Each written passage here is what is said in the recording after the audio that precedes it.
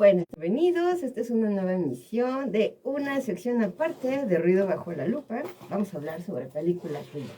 ¿Qué les parece? Y bueno, tengo el honor de tener aquí en la cabina a nada más y nada menos que a Pamela González Muchas y gracias. Ana Yeli Reyes. Hola Y a los voy a todos. dejar para que se presenten cada una. Pamela. Hola, yo soy Pamela González, soy poeta y me encanta ver películas. Hola, soy Nayeli Reyes, estudié historia y también cinéfila en mis ratos libres. Yeah. Y bueno, detrás de todo el trabajo editorial y producción, etcétera, tenemos a Nidra Sabache. Saludos, Nidra, ¿cómo estás? ¿Qué tal? Buenas tardes, muy bien. Bueno, pues vamos a dar comienzo. Hoy tenemos nada más y nada menos que una película ruidosa, que es Pobres Criaturas. Nada más y nada menos que del escritor Alasdair Gray. Y bueno, escocés, ahí hay una temática bastante interesante. Y la película la hizo el productor Yorgos Lanthimos. Entonces, vamos a comenzar. ¿Qué les parece? Tenemos la perspectiva poética. Déjenme decirles que Pamela también tiene una formación en arte moderno. Una especialización en historia. Entonces, tenemos una especialista y Nayeli es cinéfila, historiadora y tenemos también dos especialistas que nos van a empezar a hablar. Les voy a ceder la palabra. ¿Quién quiere empezar? Adelante, Pam. Pues la primera pregunta que nos puede surgir es ¿por qué pobres criaturas? Claro. Investigando un poco, el nombre viene de, pues precisamente de la novela, ¿no? De Alasdair Gray. Y algunos, o sea, la mayoría de los personajes se autoproclaman en algún momento de la novela como pobre criatura. Dice, poor thing. El hecho de traducirlo como criatura al español también tiene, le pone otra connotación totalmente diferente, ¿no? Porque thing es cosa, ¿no? Entonces desde ahí hay una cuestión como de objetivación de los personajes, ¿no? Entonces se les va, pues juegan con esto de la humanidad, no humanidad, cosa, no cosa, ¿no? Entonces de ahí viene un poco el nombre de pobres criaturas, ¿no? Y bueno, ¿qué podemos decir de estas pobres criaturas, ¿no? Hay una, desde el primer inicio, el primer corte, a mí lo que más me gustó fue el juego con el blanco y negro, o sea, el hecho de que empiece en blanco y negro y poco a poco se va iluminando. Se va iluminando, más que iluminando yo diría que va tomando colores, ¿no? Ya cuando vemos el nacimiento, bueno, la creación, por así decirlo, de Bella Baxter, ¿no? De la estética, ¿yo qué podría decir? Pues sí, ¿no? Es steampunk, es retrofuturista. Sí, sí. Nos remite a una era, a una época victoriana, sobre todo las siluetas de, pues sí, de los vestuarios. Y pues también es, ¿qué es Poor Things? Sino también una reinvención, ¿no? De la propuesta de Frankenstein, de Mary Shelley. Porque, bueno, yo les quería compartir como este mini cuadro comparativo, ¿no? O sea, ¿qué hace Frankenstein? O sea, ¿qué hace la criatura de Frankenstein? ¿Cómo es su relación con su padre? O sea, que dice, pues, el científico Frankenstein, pues nunca reconoce a la criatura, ¿no? Así es. O sea, nunca le da su lugar, nunca le da su amor, lo repudia, ¿no? Y diferente acá es con el primer juego de lenguaje, ¿no? Que vemos que es súper irónico al decir Godwin, ¿no? Y God. God es el creador, Dios, el creador, ¿no? Acá sí hay una relación muy afectuosa, enfermiza, de cooptación ahí con Bella Baxter. Pero bueno, esa es la diferencia entre la relación con el creador. En las demandas de la criatura, en Frankenstein vemos que quiere, ¿no? Amor, quiere una compañera, quiere ser reconocido por su padre. Acá Bella Baxter, ¿qué busca? Libertad, conocimiento, experiencias. Aventura. En los procesos de aprendizaje de la criatura de Frankenstein, pues, bueno, cambia mucho la novela y la película, pero podemos decir que él aprende en secreto, ¿no? La criatura aprende en secreto, aprende observando y experimentando, y Bella Baxter aprende haciendo, ¿no? Y también en procesos mucho más colectivos y mucho más aceptados, abierto, ¿no? Inclusive documentados, ¿no? O sea, hay un interés mucho mayor en su aprendizaje y en que es una experiencia que necesita ser relatada, ¿no? Y pues también una de las cosas que me llamó muchísimo la atención fue, por ejemplo, esto de, o sea, en términos de procesos de inclusión, exclusión de la sociedad, yo pensaba también en Frankenstein, pues es siempre repudiado, ¿no? Por su aspecto físico, por el hecho de que está creado a partir de cadáveres, su visión no es apegada a la belleza de la época. En este caso estaría mucho más cercano a cómo se ve Godwin. El monstruo, el ser, pues sí, con unas diferencias muy evidentes, ¿no? Notorias, de intervenciones quirúrgicas. Él mismo es un experimento, ¿cierto? O sea, sí. Él también tenía un creador, y que era su padre, y justo él define esta anatomía como fuera de sí mismo, lo ve como una experiencia afuera, y él tendrá esta frase que dice pues que yo era un experimento, y le preguntan, pero ¿no te dolía? ¿No sentías el rechazo? Y no, era a favor de la ciencia, ¿no? Era a favor de la ciencia, y pues mi padre lo hizo porque tenía que hacerlo, ¿no? Sí, y que es gran parte de lo que se repite Godwin, ¿no? O sea, como todo, y también esa es una de las partes más importantes, ¿no?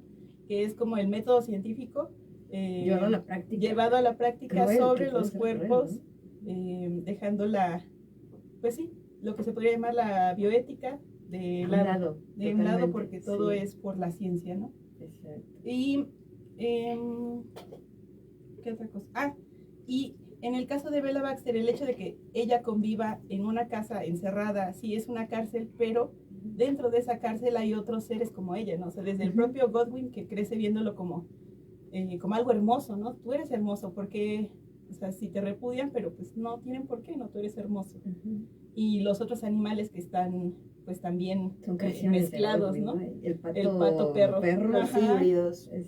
Ese tipo de híbridos, y pues me remitió también a otros casos donde, o sea, por ejemplo, El obsceno pájaro de la noche, ¿no?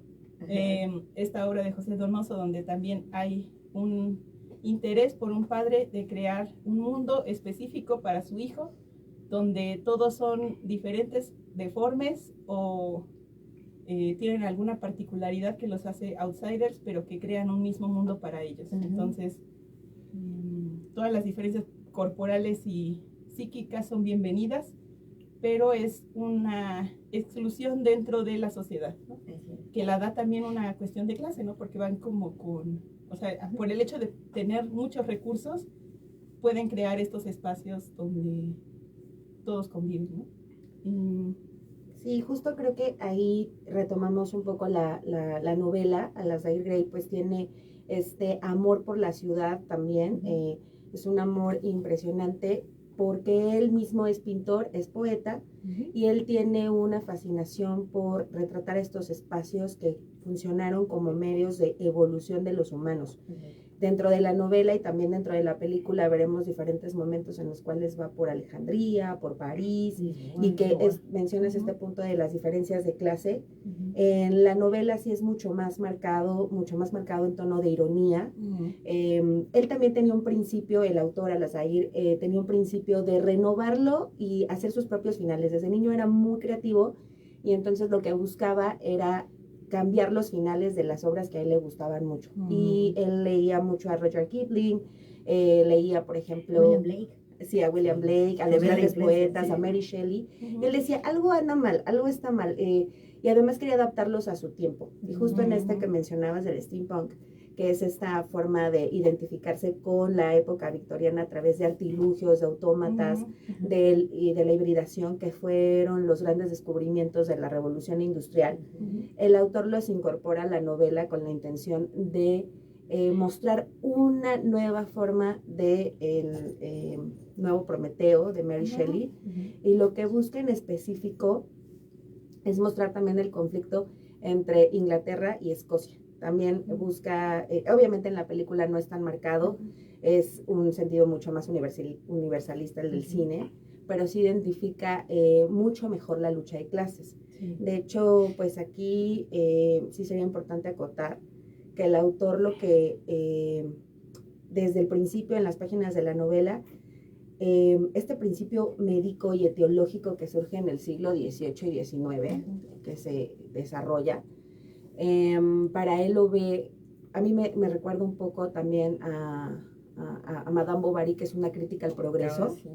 Entonces, también lo retrata, ¿no? Sí, efectivamente. Entonces, en las páginas de la novela hablará de esta crítica que hace en contra de los médicos. O sea, los médicos como cinética, ¿no? Exactamente. Los médicos que aprenden todo en los hospitales públicos para después cobrarle lo más que puedan a los pobres, y los pobres terminan odiándolos o los terminan, pues experimentan con ellos. Efectivamente. Son como conejillos de indias. Y ahí nos da la premisa de la película. ¿Qué sucede con Bella Baxter? Pues que es una mujer que decide lanzarse de un puente, y este doctor pues le llevan el cuerpo, la mujer está embarazada, al parecer se suicida porque en la novela y en la película también lo dicen, porque muy probablemente tenía una muy mala relación, estaba harta de su vida. Hay este juego de los indicios, va a ser algo muy importante dentro de la novela y la película, todo el tiempo nos está dando pistas. ¿Qué pasa si algo está mal acomodado? ¿Qué pasa si algo tiene una huella? ¿Qué pasa? Y eso es muy interesante en los escritores y en el director, que hayan retomado esos elementos de los indicios. Y la mujer está embarazada, la que decide suicidarse, decide extraer al neonato e implantar el cerebro de este bebé en la mente de esta mujer adulta. Y ahí se desarrolla pues toda una historia que fue muy polémico en 2023 de es pedofilia. Es creo que hay una mala lectura, ¿no? Sí, hay que ver la película con la mente abierta, porque es la interpretación que nos da tanto el productor de cine, Georgios, como Alasdair, es otra cosa. Sí, entonces es totalmente simbólica. Necesitamos quitarnos los prejuicios, los dogmas, abrir la mente y verla con otros ojos. Así es.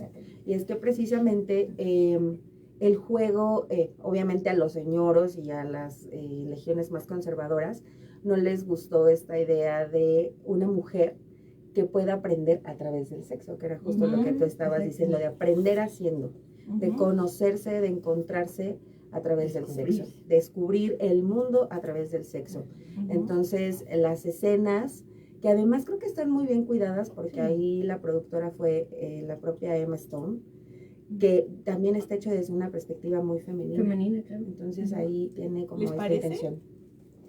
En algún momento sí. A mí sí. Bueno, lo que me gustó de eso, y ya, o sea, yo la había visto, en su momento la vi en 2023 y ahora la volví a ver. Ya, otra.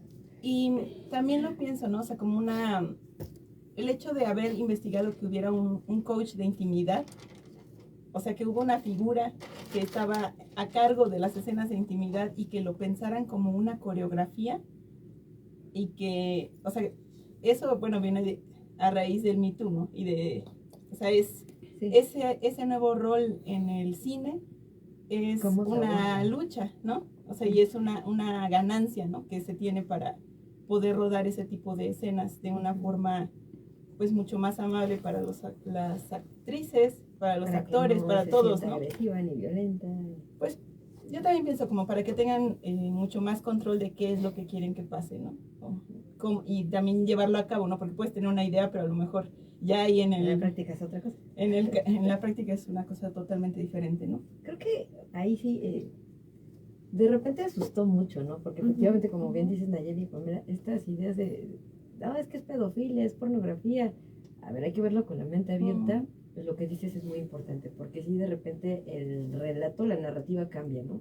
Hay que cuidar. Pero en el fondo, creo que en el libro se ve mejor. La cuestión es diferenciar el erotismo del sexo salvaje, del sexo animal. Así, que literalmente es nada más, como dijera Naranja Mecánica, donde te saca y ya.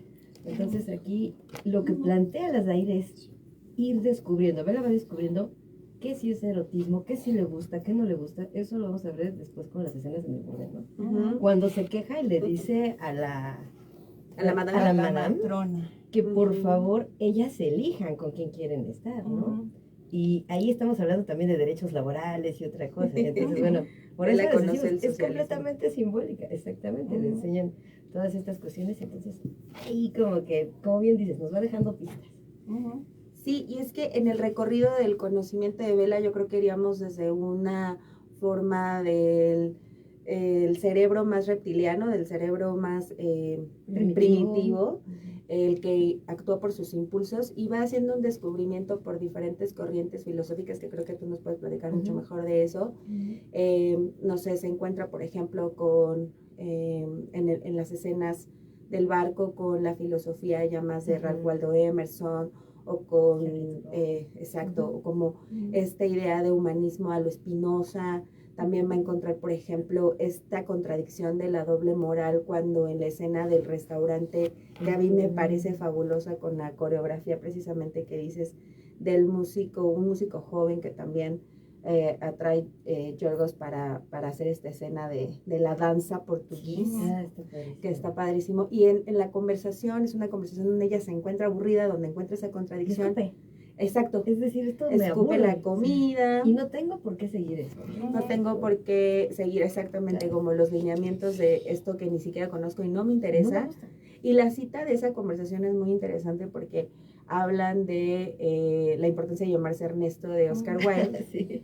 Y entonces en esa obra de Oscar Wilde pues es una burla. Sabemos que Oscar Wilde pues con el tema de la homosexualidad y el tema de burlarse de las buenas costumbres y de lo que ahora denominaríamos que tenía un matrimonio lavanda, pues se burla de eso, ¿no? ¿Qué es un matrimonio lavanda? Pues la asociación de una mujer heterosexual o un hombre heterosexual y una mujer gay, etcétera.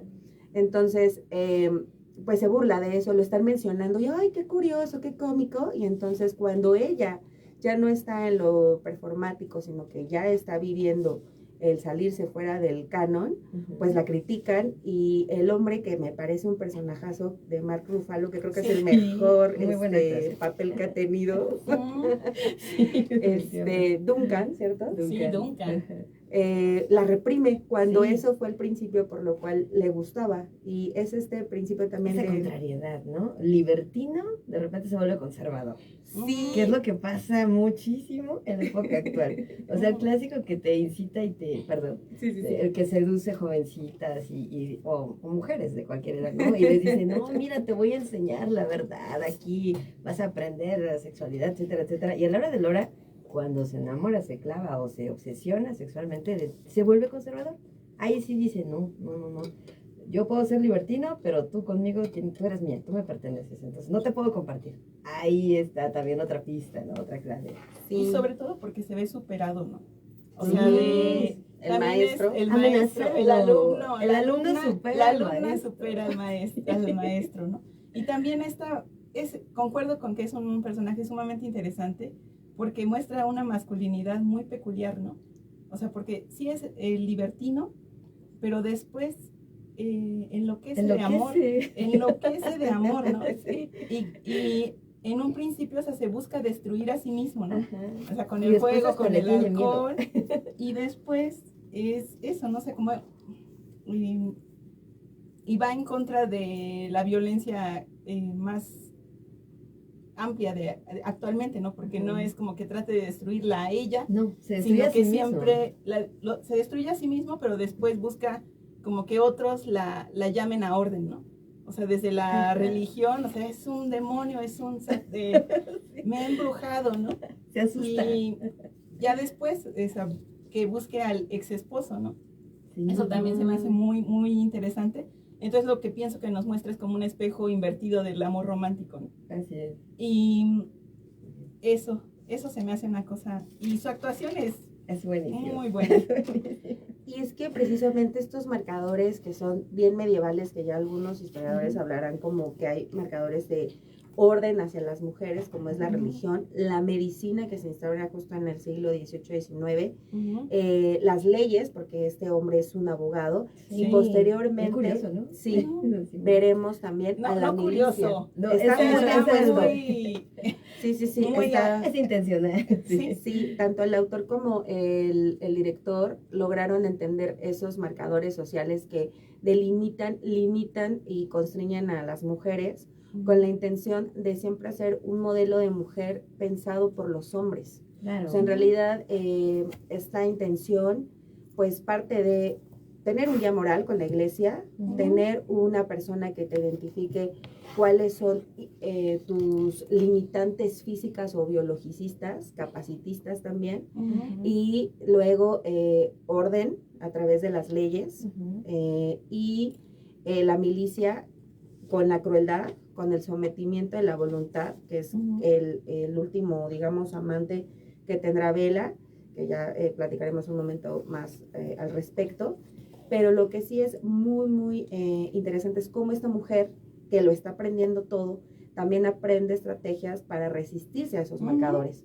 Y lo hace primero con su padre, de lo siento, tengo que salir, yo te amo, pero si no me dejas ir, yo te voy a odiar.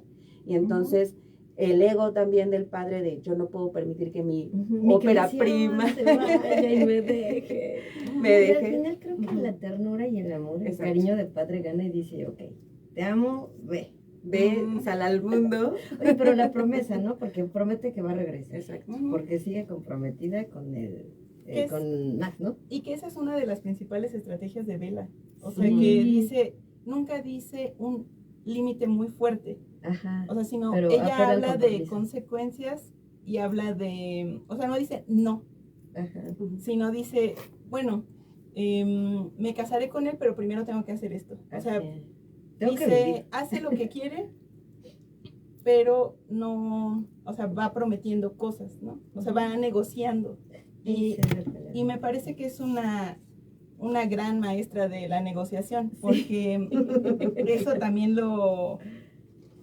pues lo veo, ¿no? Lo pienso, o sea, porque es una cosa muy chocante, ¿no? Porque primero nos la muestran como, sí, como una niña, y se expresa con pocas palabras, o sea, fragmentario el lenguaje, pero va diciendo, o sea, su expresión siempre es lógica. Entonces pienso que este contraste, o sea, de cómo nos quieren pintar casi siempre a las mujeres, y sobre todo en esta época victoriana de la histeria, la emoción, todos esos estudios. Que se deja llevar por sus bajas pasiones. Y no, tenemos una mujer pensante. Su discurso es contrastante precisamente por eso, ¿no? O sea, porque pero además se muestra súper lógico. Exacto, tiene la dualidad. Sí, claro. Sí, por supuesto. Y además, la época victoriana, pues recordemos que es una época dominada por una mujer, en la que el marido quería, el rey consorte, quería mantenerla dominada a través de los embarazos, a través del sexo y a través del azúcar. Que fue el descubrimiento máximo. La tenían completamente drogada. Es la época también donde se descubre el gas de la risa. Y entonces es mantener dominadas a las mujeres. Y me trae recuerdo de Euforia, ¿no? Hay una frase de la última temporada que dice, tiene que mantener drogadas a sus mujeres. Y claro, en algún momento estas estrategias del heteropatriarcado buscan mantener controladas a las mujeres de distintas maneras. Para la reina Victoria era tener muchos hijos, hasta el punto del prolapso, que ella decía que no podía entender qué le pasaba a su cuerpo, alejarla de sí misma, mantenerla siempre con la bebida, con la comida dulce, y también le pasa a Bella, ¿no? O sea, el descubrimiento de la gula, de la comida, de lo dulce. Y después dice, no, hay que ponerle freno a nuestro cuerpo también, porque ya en el burdel dirá, nuestros cuerpos son nuestros propios medios de producción o algo así, ¿no?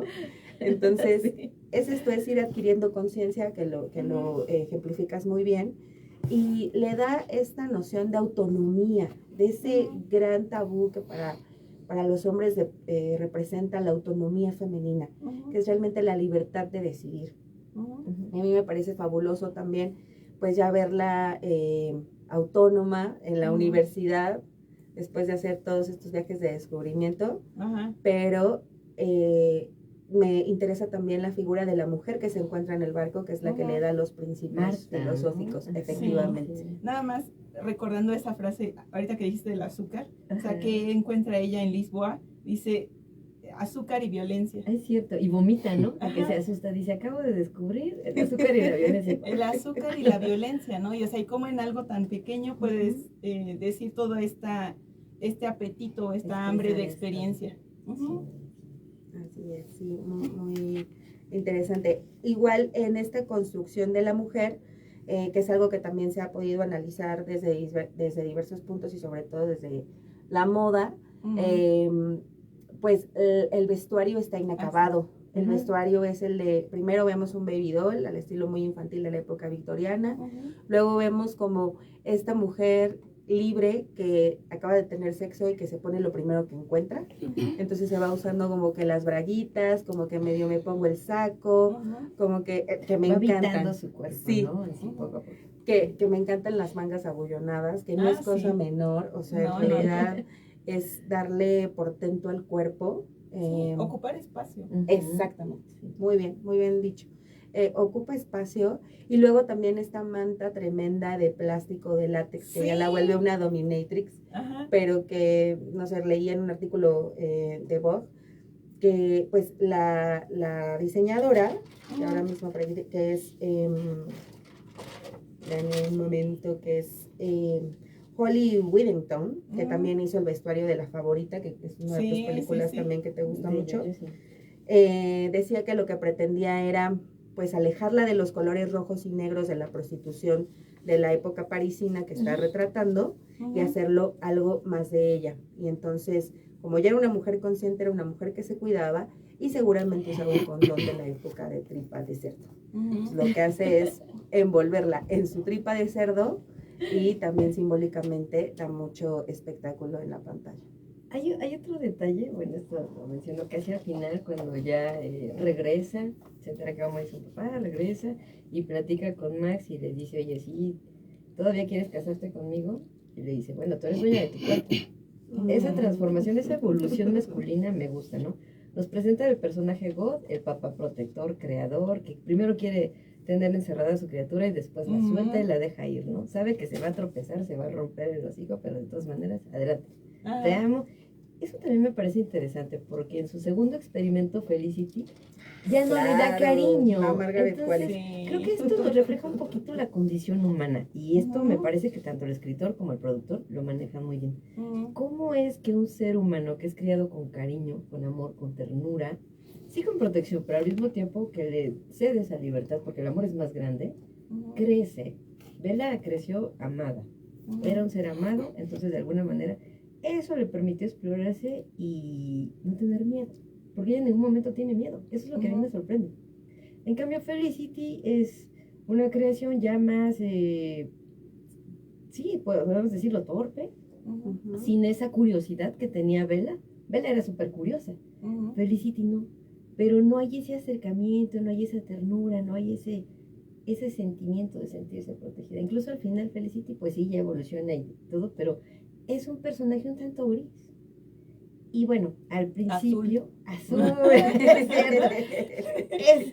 Es que le ponen, sí, y eso también y lo color, pienso, la ¿no? escala de colores. La escala de colores, La escala de el colores. inicio, y nunca le cambian su vestido. Sí, siempre es Ella azul. siempre es azul. Entonces, Como empezó Bella, ¿no? Pero no como tuvo esa evolución. soledad, como esa tristeza, ese, te imagino, ¿no? Estás ahí. Pero también ese uso del azul no es nada.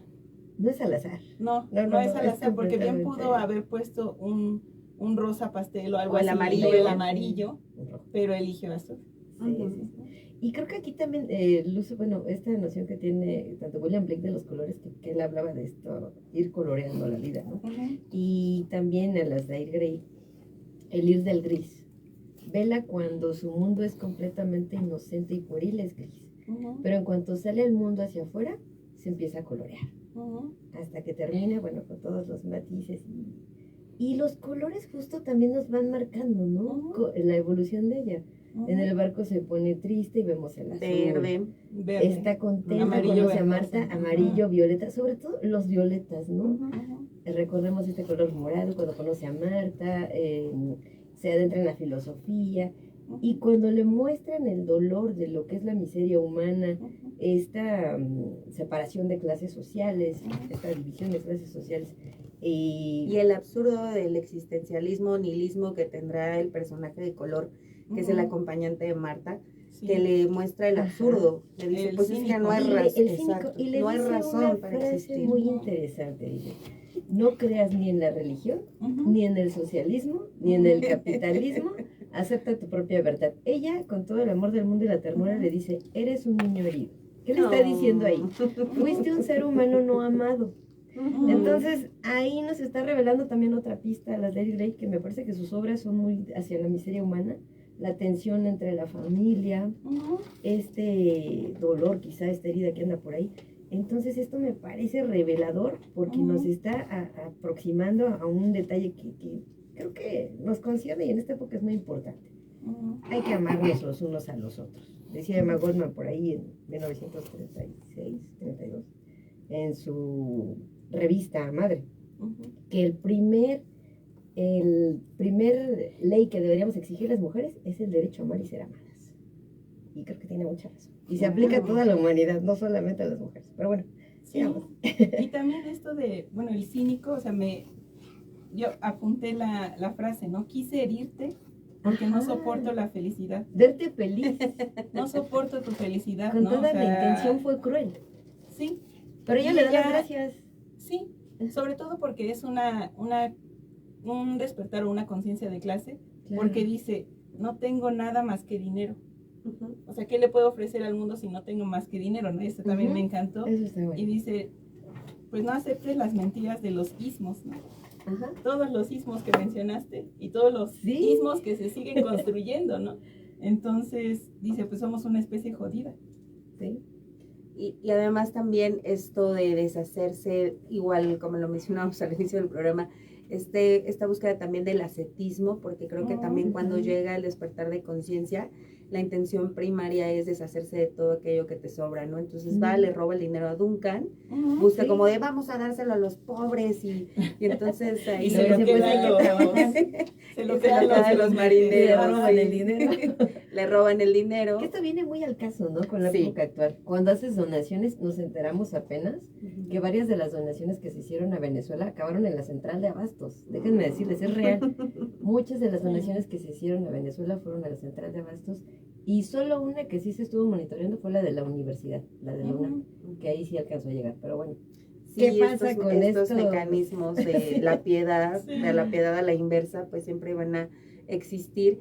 Y es cuando también ella encuentra, claro, sí tenemos que hacer de este espacio mucho más piadoso, ¿no? Pero es cuando ella también encuentra la necesidad de trabajar y el trabajo sexual, que pues bueno, para los feministas es como más radicales, es pues no, las abolicionistas por supuesto es no seremos sirvientes y no seremos sirvientes sexuales, pero ella descubre que también su cuerpo es una manera de poder conseguir dinero, de poder sobrevivir. Conoce a esta compañera de color también que le muestra también, que le muestra también otro medio de ternura.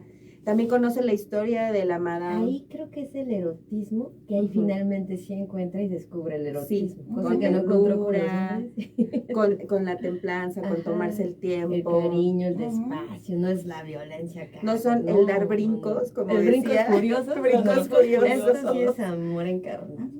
Y aquí, por ejemplo, también conoce la historia, empatiza, ¿no? Ya con otras mujeres.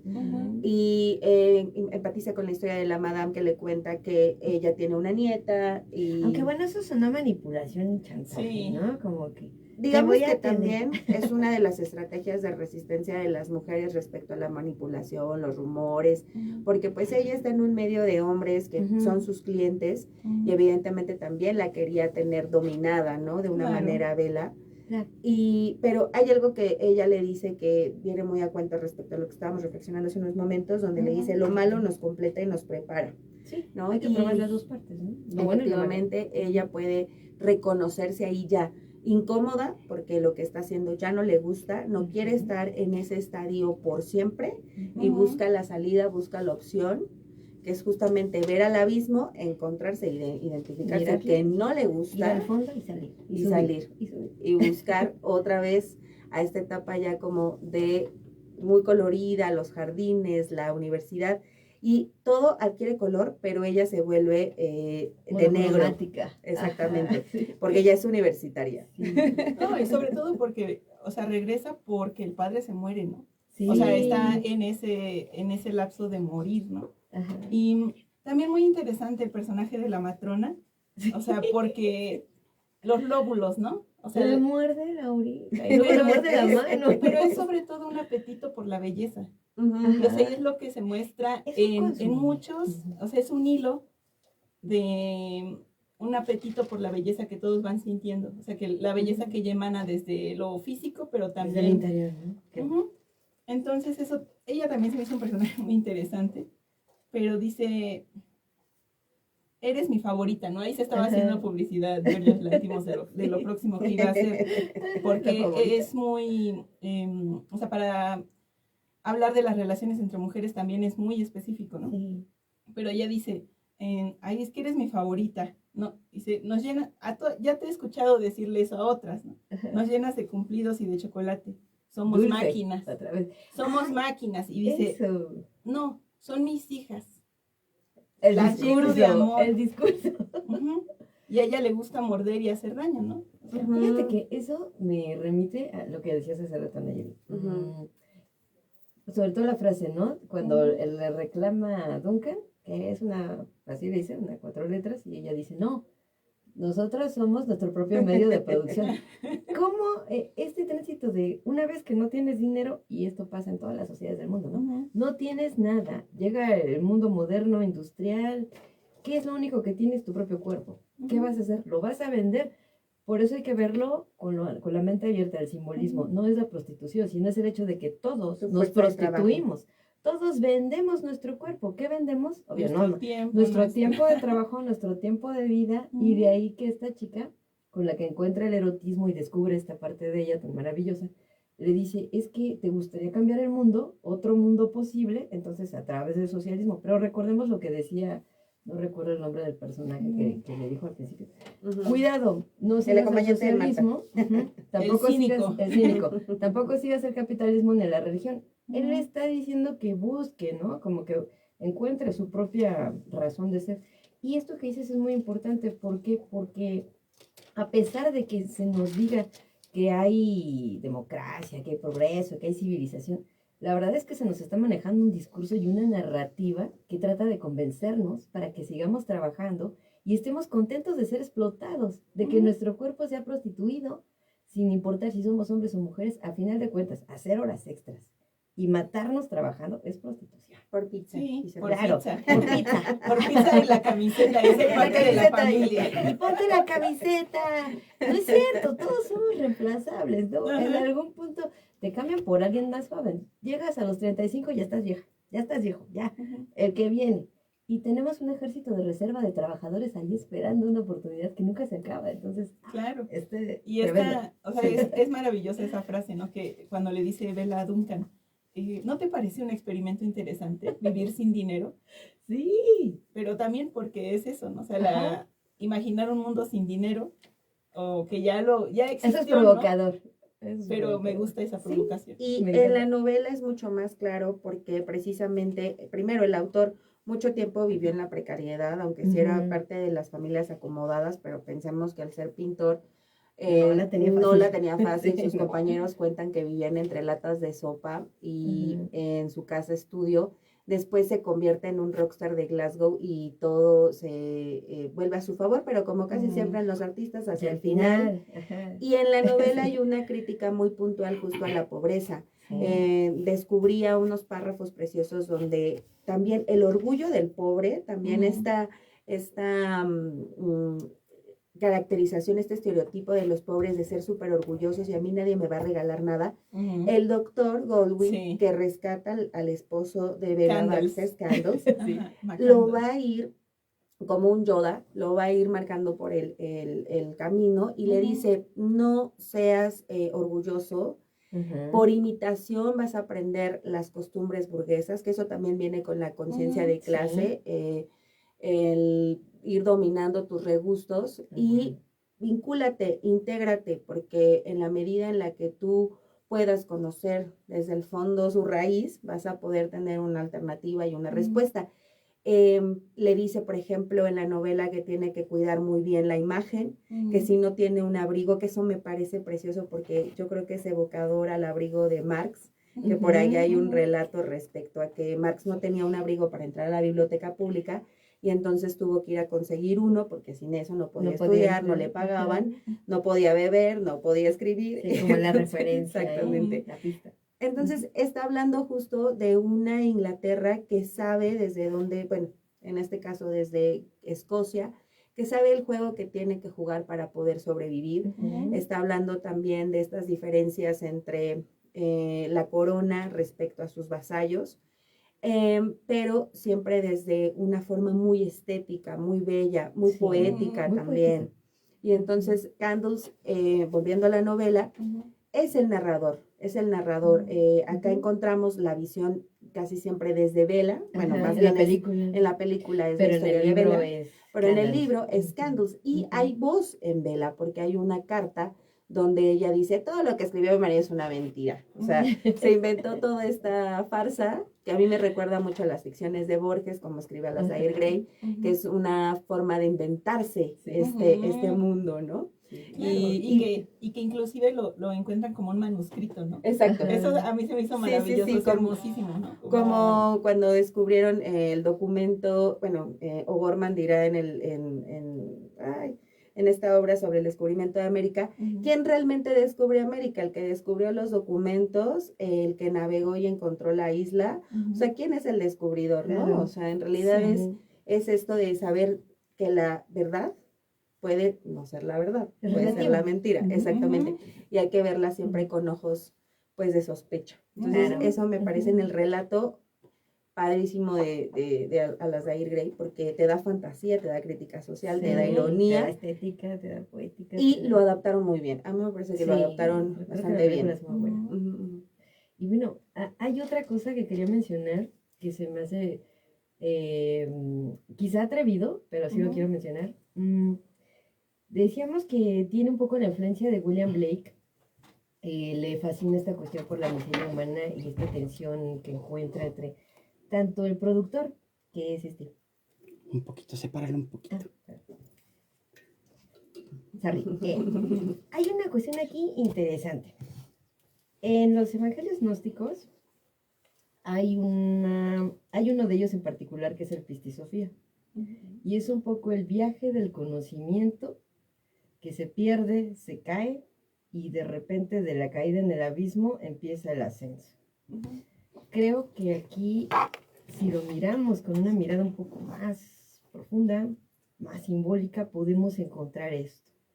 ¿Por qué? Porque, bueno, está un poco esta idea del pleroma, este panorama que le crea su propio padre, Godwin, en donde encuentra criaturas que efectivamente es como un paraíso para ella, ¿no? Que se lo diseña ad hoc.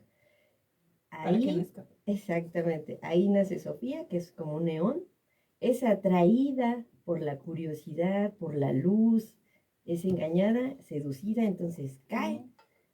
Bella se va al mundo exterior a vivirlo, a la aventura, es seducida por placeres y otras cosas, pero a final de cuentas en ese viaje va encontrando y va descubriendo, aquí le van a llamar en el Pistis Sofía los 13 arrepentimientos, pero Bella va descubriendo en ese camino todas esas cuestiones, ¿no? El caos, la ignorancia, todas estas cosas. Entonces, en ese recorrido que va haciendo, en algún punto, se da cuenta que esa chispa divina, de alguna manera, es maravilloso porque en los evangelios gnósticos no hay una serpiente malvada ni una manzana del mal, sino al contrario, la serpiente es como la chispa divina que está anunciándole a la humanidad que todos tenemos esa capacidad de ser dioses en algún punto.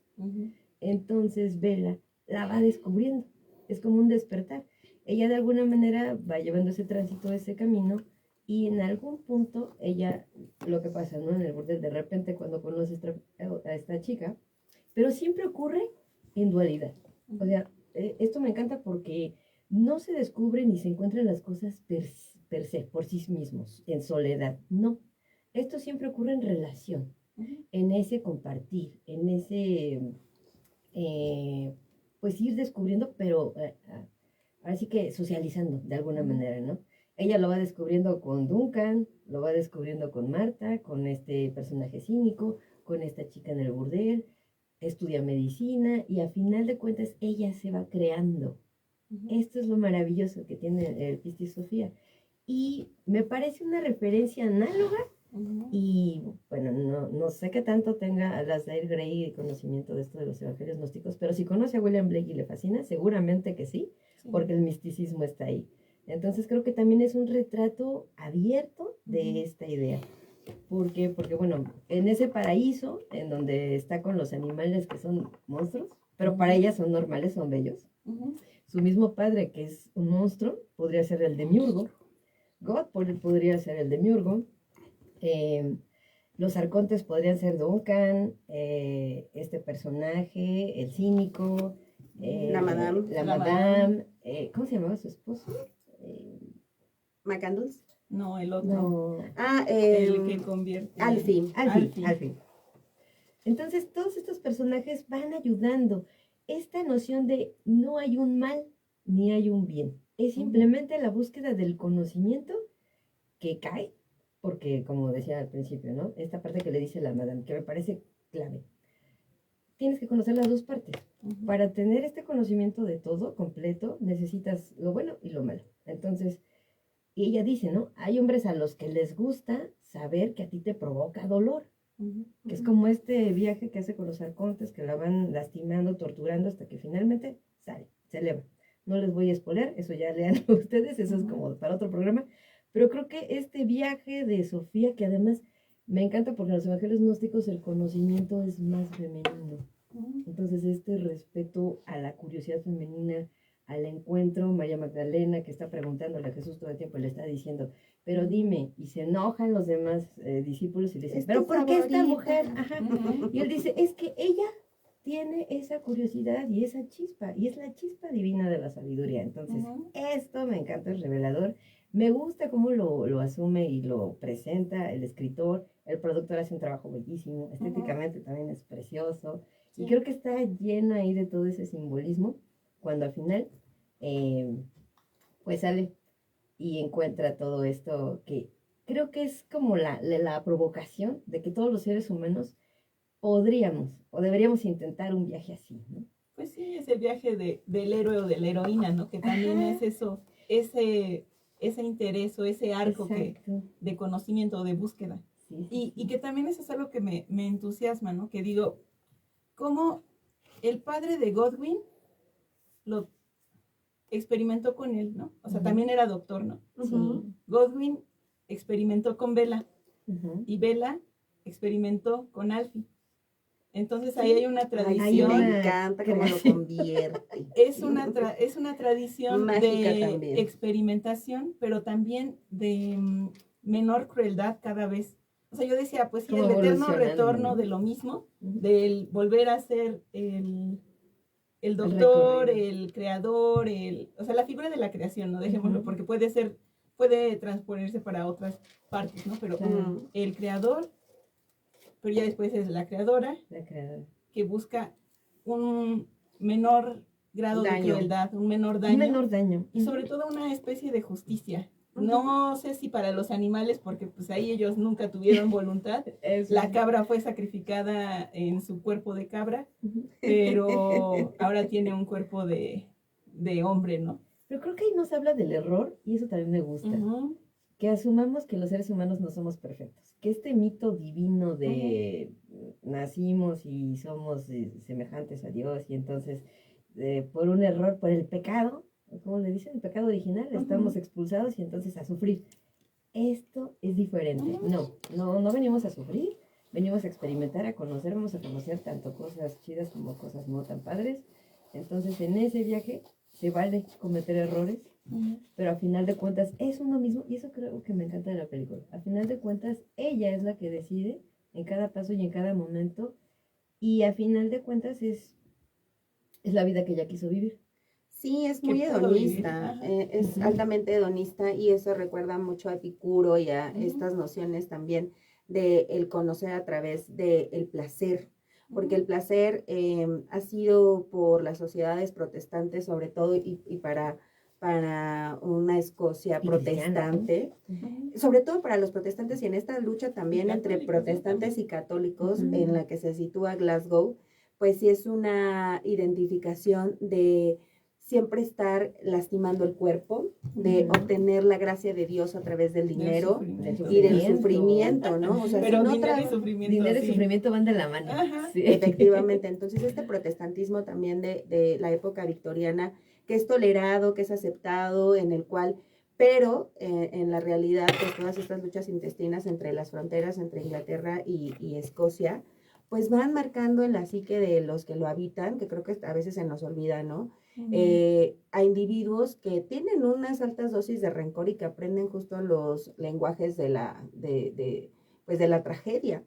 Y en este caso, el autor lo que busca, pues precisamente es, no necesariamente, o sea, el conocimiento, el conocer para crecer y el conocer para sanar, también es una vía, es una vía para que se pueda romper con esa hostilidad respecto a lo humano, porque la deshumanización, que él también pues es un heredero de estas guerras, es un testigo pues de lo que sucedió, por ejemplo, en Irlanda, en la guerra de los Balcanes. Lo que observa es pues que es atroz y si no hay una manera, como Demiurgo, por ejemplo, también como poeta, es un canto a otra cosa que se pueda reconfigurar. Transmutar, efectivamente. Entonces, sí, es mucho más profunda. También Yorgos Lanthimos no tuvo que robarle ideas a Ripstein, porque ya ven que de pronto dicen que Canino, el castillo de la pureza, que Canino es una reversión del castillo de la pureza, pero yo creo que sí toma elementos, por ejemplo, de La langosta, donde también es la necesidad de ser amado, No, donde ella Oye, si no es amado, tiene que ser un animal, ¿no? O sea, exactamente, de ser el soltero como estigmatizado. El fracaso. ¿Por qué? O sea, si quieres ser soltero, chido. Y bueno, pues hasta hacia esas sociedades donde ya nos están hablando de que el voto sea por familia y que no sé qué, pues un retroceso al conocimiento. Evidentemente es un retroceso, o sea, también se quedaron en Felicity, sí, ¿verdad? No tuvieron amor, diría. No tuvieron amor, diría no fueron amadas, por eso se sienten así. Entonces sí es súper importante. No quieren ver la felicidad y por eso no quieren ser amadas, entonces prefieren, diría, creo que no quieren Kant, conocer. ¿tú estarás de acuerdo con esto? Diría que es más fácil dejar que alguien más decida por ti, porque no quieres pensar y eso es ser flojo. Eso nos decía Kant, en qué es la ilustración. Chéquenlo, chicas, aquellas que dicen que no quieren que voten, que mejor voten sus maridos, las invito a que chequen ese pasaje de Kant donde dice, si no quieres decidir es porque te da flojera. Entonces, bueno, sí, porque atrévete a saber. Atrévete. Porque la decisión o la responsabilidad de tus decisiones cuando se quedan en manos de otros, que creo que fue algo que Bella sí definitivamente no se compró, ¿no? Jamás se compró, o sea, se fue de, tengo que hacerlo. La responsabilidad ética, siempre la tuvo. Y quizá en su etapa más primitiva no, porque ahí era un poco no sabía, reaccionar con el berrinche o con la histerización, si lo vemos desde esa forma, pero ya conforme va avanzando en la película, va tomando también decisiones de forma mucho más ecuánime. Va hablando el lenguaje también de los hombres, pero no en lo que esperan recibir de ella, sino en lo que ella espera recibir de ellos, ¿no? Sí. Entonces, sí, esta mujer imaginada, esta mujer deseada, recuerda mucho a Metrópolis, también creo que Yorgos ahí sí tomó muchas imágenes como los Zeppelins, las grandes construcciones, la arquitectura es bellísima porque usa la arquitectura también de cada una de las ciudades, o sea, no es un error o no está a propósito.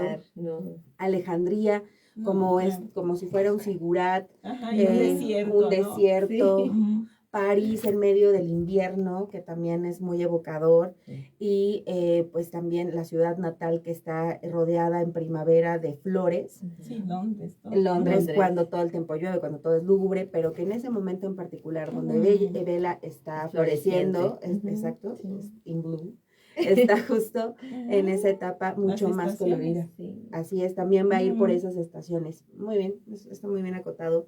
lo que hizo Yorgos. Y en Metrópolis yo creo que sí es precisamente eso de siempre ir abajo, o sea, donde estaba como el dolor, y en Yorgos creo que es siempre ir en ascendencia, o sea, siempre ir como hacia el placer, hacia la felicidad, hacia la búsqueda de sí mismos. Y por eso las alturas tan marcadas. Eso muy interesante. Eso, Sí, la verdad es eso que a es mí eso interesante, me llamó sí. muchísimo la atención. El Zeppelin, los Sí. barcos, El humo de los barcos, también. el o sea, vapor, el sí. vapor. Ajá. Entonces sí, la verdad es que eso sí, tiene interesante. elementos que sí recuerdan a la época en particular y también pues a las grandes joyas del cine. Entonces, creo que esa es la maestría de el autor.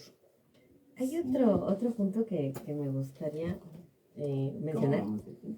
Así, ¿Vamos bien? sí, Sí, tú me perfecto. dices, No, no, no. Todo bien, bien. todo bien. Bueno, ya casi estamos Sí. cerrando, chicos. No quisiera dejar pasar esto. Ujú. Me llama la atención mucho que lo que hacen tanto las Dire Grey como Yorgos me remite a lo que hace Hermann Hesse en Siddhartha, ¿no? El Sí. viaje de un hombre que prueba de todo y al final de su vida ya crece de una manera diferente. En este caso no es un hombre, es una mujer. Entonces, un aplauso para los dos, para el escritor y para el productor, porque creo que lo logran bastante bien. Y nos ofrecen una propuesta que creo que esto que mencionaban las dos hace rato, hacia la transmutación, creo que en el fondo están en la búsqueda de una solución a esa violencia, en la búsqueda de una alternativa. Por ejemplo, a mí me llama mucho la atención que Bella, cuando su Alfie, cuando su marido le dice que, bueno, sí, la va a intervenir quirúrgicamente para que ella ya no sienta placer y entonces no se le escape. Sí, y no pase nada. Le dice, mi Eh, deseo de saber, Te voy me lo van a a quitar. cercenar, ¿no? Ujú. Ella, ¿qué hace? Pues obviamente reacciona, ¿no? Porque es una trampa que la había entendido ella, entonces reacciona, pero en esa reacción no busca destruir, sino transformar. Y creo que por ahí va la provocación y la propuesta, ¿no? Le pone el cerebro de una cabra. ¿Qué hace? Ahorita dicen, pues hay que la castración química para todos aquellos violadores, etcétera, etcétera. Hay tantas alternativas violentas para detener esta violencia que ya va en aumento, creciendo. Creo que ahí nos están diciendo, debemos encontrar formas y maneras de no solo resistir a esta violencia, sino de transformarla. Y que la ciencia no tiene que ser antiética, sino quizá ir en consonancia y en armonía con un mundo posible diferente, ¿no? Sí. Por eso hace creaciones distintas. Aparentemente podríamos verlo como un monstruo, ¿no? Ay, es que cruel, operó y le quitó el cerebro. Pues sí, pero ya no es un ser humano que haga daño. Ya no hace daño. Ya es un ser Está humano desactivado. Exacto, desactivado. Entonces creo que también eso me parece muy interesante en el director y en el escritor. Sí, y también eso, bueno, lo que quería pensar también un poco, o sea, sí ser, ante la violencia, ser más animal, pero más animal en el sentido de una mayor relación con tu entorno y con otros, ¿no? Ajá. O sea, copiar del animal lo que es más armonioso, Claro. o más, que permita más concordia, ¿no? Pero porque al final de cuentas seguimos siendo animales, ¿no? Sí. Tenemos instintos primitivos. No estamos separados. Pero de la ¿qué debemos naturaleza. hacer? Quizá empezar a reconocerlos y vivirlos en armonía con nosotros. Y con todos. Y con todos. Lo que estaba pensando también es que no quería que se me pasara de estas películas como Ninfomanía y esta, o sea, que muestran escenas de sexo constantemente que producen en el espectador, o bueno, a mí, por lo menos, una saturación, ¿no? Que De ya repente. ves tanta carne y dices, Ya, me Ya. aburrí. Ya me aburrí. no, o sea, yo digo, pues ya pierdes el sentido de la novedad. Y eso también se me hace algo interesante. Lo que quería, a ver, espérame, que es precisamente en esto que Bella va pensando y va descubriendo, ya me acordé, de Siddhartha Gautama. Ajá. O sea, yo dije, pues también él estuvo en Su vida, ¿no? su vida fue así. Ajá. Entonces también, o Sí, sea, sí, el sí. descubrimiento del dolor también El se viaje remite a del eso, héroe, sí. el viaje del héroe. del héroe. Eso. Por supuesto. Y A ver, ¿qué otra cosa? Bueno, ustedes, ahorita me acuerdo. Ahora que mencionas a Hermann Hesse, pues sí tendrá, o Hesse, que siempre es todo complicado, ¿no? Sí. Ahora que mencionan ese autor, pues sí, en estas lágrimas también del Buda, tendrá que ver con la manera en la cual se hace del espacio, ¿no? Porque solo a través de conocerlo que puede amarlo y que puede reconfigurarlo y que puede llegar la iluminación. Para en la novela es un trato muy amoroso el que tendrá Goldwyn con McCandless, porque él es su alumno, y él le irá enseñando precisamente estos caminos, ¿no? Por ejemplo, hay una frase en la novela donde McCandless dice que ve a Goldwyn, lo ve de repente con tanta ternura que le da mucha lástima ver la situación en la que está respecto a toda la maquinaria que tiene que usar para poder hacer funcionar su cuerpo, que justo dice, y es ahí donde lo vi y lloré, ¿no? Que es precisamente ver cómo, aunque es un prodigio de la ciencia, pues al final de cuentas la existencia o su existencia humana no está siendo armoniosa con el espacio, no está siendo armoniosa con con la manera en la cual sí va a beneficiar a otros sus conocimientos o su propio cuerpo, porque se sacrifica, pero no es armonioso, ¿no? Y también respecto a el McCandless de pronto en la novela dice, tomé uno de estos animales, era tan precioso, lo vi a los ojos, que pude sentir lo que pensaba el animal, ¿no? Al verme él a mí. Entonces siempre es esta relación dialógica de encontrarse con los otros, reflejarse en los otros. Siempre. Sí, Nunca siempre. es aislado. Y también, o sea, una de las figuras o de las escenas que me encantó también es cuando los jugos gástricos de Godwin, o sea, las esferas, las burbujas, ¿no? Las vanitas. Eso suena mucho al Demiurgo y a los evangelios apócrifos. No, y también, o sea, la fugacidad de la vida. O sea, las vanitas son eso, la fugacidad de la vida, la fugacidad del conocimiento y de la relación. Lo que les quería decir de esto de cuando te produce algo saturación o cuando entras en piloto automático, ¿no? Lo que decíamos, de cuando ya solo ves gris. A mí me encanta la estrategia que utiliza esta Bella en el prostíbulo, que dice, para quitarle esa automaticidad a lo que podría ser solamente una transacción, ella busca generar un vínculo, ¿no? Pero es algo muy específico y que es una fórmula. Dame un souvenir de infancia, a ver, ahora, y haz una broma. Entonces, para hacer una experiencia formidable, ¿no? Y se apropia del formidable y dice, lo vamos a hacer así, a mi modo, pero a mi modo, que es jugar contigo, porque es algo, es abrirme a lo inesperado que tú puedas traer a la mesa, ¿no? Que es tu souvenir de infancia que genera algo de intimidad, y aparte la broma, ¿no? Que es la broma sino un movimiento de vaivén, un movimiento de relajamiento, un equilibrio, una simpatía. Y pues eso, o sea, siempre se mantiene abierta esta ambigüedad que es el otro. Eso que mencionas es súper importante, porque creo que ahí está buscando esa humanizar, ¿no? El que no seamos vistos como objetos. Porque, por ejemplo, la pornografía siempre son objetos. La prostitución son objetos.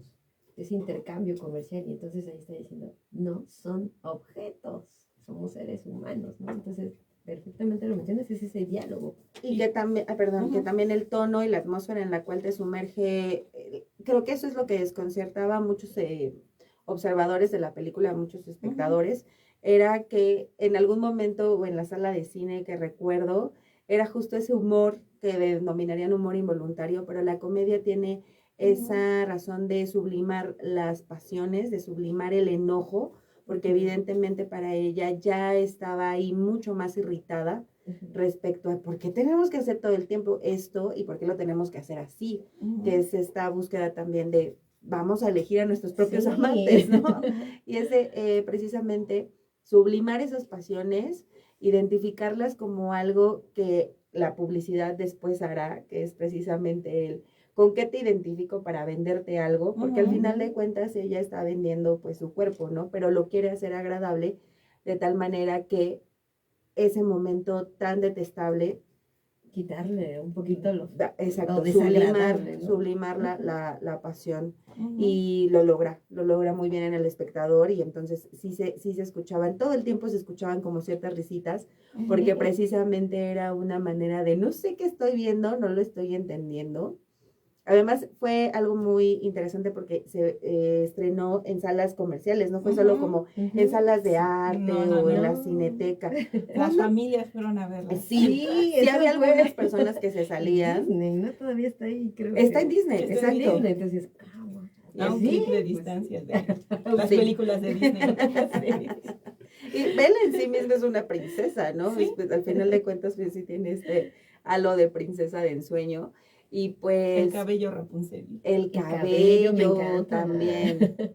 Que habla mucho de esa libertad, ¿no? Sí, de la época victoriana. En la época Ujú. victoriana las mujeres la mayor belleza que podían tener, y que fue como el acceso también a la autonomía, se enredaban sus cuerpos porque tenían que usar el polizón y tenían que usar el El corsé. guardainfante y el corset. Ajá. Pero el cabello. Pero el cabello, Libre. las novelas de la época, pues te describen estas trenzas de un grosor tremendo. Ujú. La rusa sobre todo también, Sí. pero el cabello también como identidad, como autonomía. Por ahí se hablaba de que también a la reina Victoria la cepillaban como unas 100 veces y tenía que Sí, tener el tenía el cabello como la cabello crin de un sí. caballo. O sea, era una manera también de mostrar estatus, el cabello. Mm, Estatus y belleza. Ujú. Otra de las cosas que también me resultan interesantes, volviéndome un poco a Frankenstein, Ujú. o sea, de que la criatura ahí nunca tenía nombre, pero siento que acá el hecho de que Bella Baxter tuviera esta otra vida, o sea, que hubiera sido Victoria antes Ujú. y que como que sembraran la semilla de su pasado, o sea, y ya después que encontrara los diarios, siento que, o sea, ella, como ocurre con la identidad, ¿no? O sea, que no es una cosa inmóvil y fija, No es estático. no, sino que son diferentes planos que se van superponiendo, ¿no? Y ella lo muestra en sus diferentes nombres, Ujú. pero también en sus distintas formas de habitar los espacios. Claro. Eso también me gustó mucho, o sea, de las cosas Porque que los disfruté. objetos también tienen historia, ¿no? Los Ujú. experimentos también tienen historia. Es también el espacio, esta época de los grandes gabinetes de curiosidades, Claro. de los museos de historia natural, de la preservación, de la arqueología, de los grandes descubrimientos, Ujú. porque hay un interés más que en otro momento de la historia humana, quizá con Petrarca, que comienzan a ser los primeros en el Renacimiento, pero es en esta otra época, gracias a la pujanza económica de la revolución industrial, que las cosas pueden tener historia. O sea, Sí. es algo que, y esto, las cartas, los diarios, el dejar un archivo, la trascendencia, la memoria es algo que también se vuelve algo muy burgués para ese momento, pero que Ujú. después Importante. irá adquiriendo la trascendencia de saber que algo habitó el mundo, ¿no? Y ella ya completamente consciente de que no es una cosa, de que no es un experimento, de que es una mujer, va a poder, ya siento que cuando se entera del nombre, cuando es el primer acercamiento en el hotel en Lisboa, cuando se acercan a ella y le dicen el nombre de su madre, ella adquiere como su primer vis de conciencia, y posteriormente, ya cuando encuentra la información, ella ya se lo esperaba. O sea, la reacción no es de una sorpresa, no histeriza, no llega a una forma en la cual le parece ajeno. No enloquece, ¿no? Exactamente, ya busca Se sorprende, entonces pero no enloquece. su historia, que creo que eso también es algo muy importante, saber de dónde venimos, quiénes fueron nuestros parientes, Claro. cómo asumimos eso que también no nos pertenece en algún momento, ¿Y qué hacemos con eso? y qué haces con eso, efectivamente, qué respuestas quieres encontrar al momento de encontrar quién eres. Y me es muy interesante, ¿no? O sea, que digas esto y no enloquece, ¿no? Porque, o sea, ¿cuántos míticamente ante la verdad, Edipo o otros? Sí. La tragedia griega, ¿no? Sí, es precisamente eso. Medea. Sí. Sí. Ante la verdad enloqueces, pero acá no. Ante la verdad la Te asumes y transformas.